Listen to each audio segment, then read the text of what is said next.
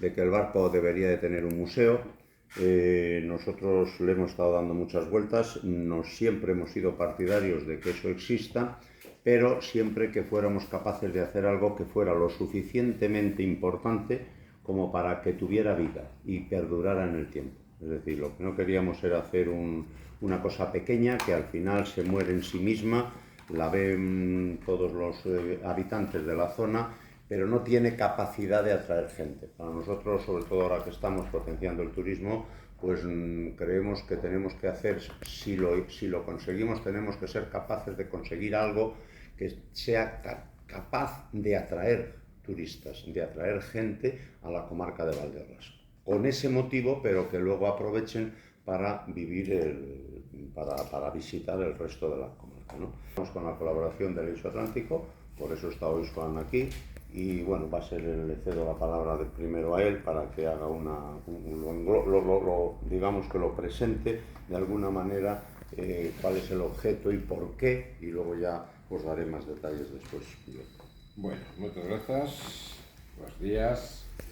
Bueno, primeiro teño que matizar, ainda que logo Alfredo vos explicará, que unha das novedades das museos que chegamos, ainda que non chamamos coloquialmente museo, que non será un museo, sino un centro de interpretación, porque, de acordo coa normativa e de acordo que os vamos a explicar que se quere facer, entendemos que é unha figura máis áxil e, por lo tanto, máis axeitada ao que é a realidade do territorio.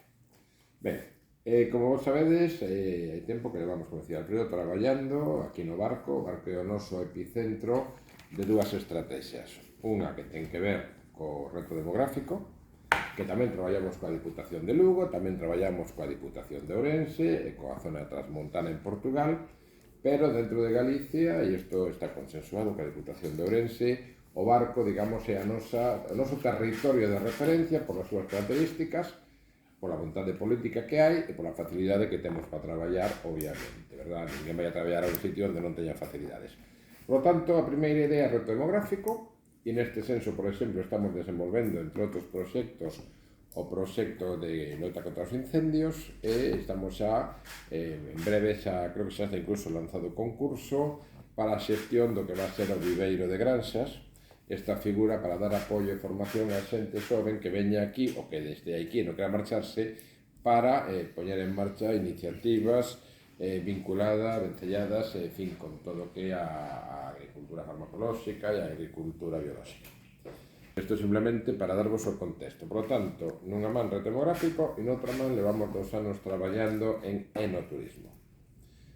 Non fai falla que vos diga o extraordinario viño que temos tanto a nivel xeral no territorio como a nivel particular en Valdeorras, pero faltanos algo que nunca nese territorio se puso en marcha, nunca houve unha política a nivel galego de apoiala, que é o enoturismo.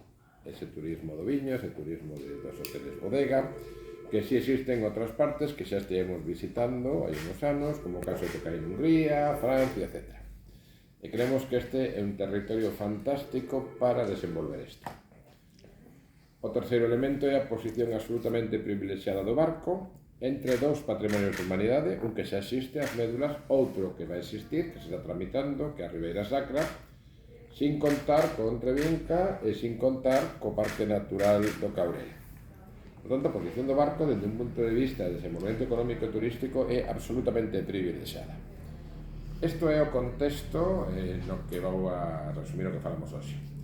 Decirvos tamén que cara ao enoturismo, o tema demográfico, xa hai proxectos que están aquí xa en marcha e aprobados con fondos europeos.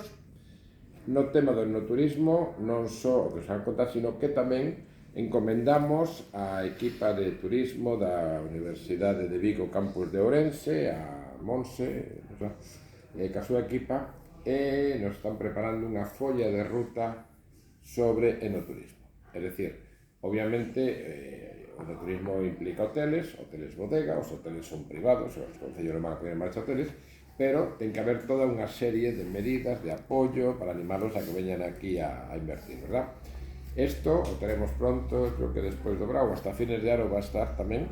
Isto va a ser unha folla de ruta para o conxunto do Eixo Atlántico, pero, digamos, focalizado como experiencia piloto no barco e na Ribeira Sacra. Por tanto, tamén vamos a ter eso. Vale.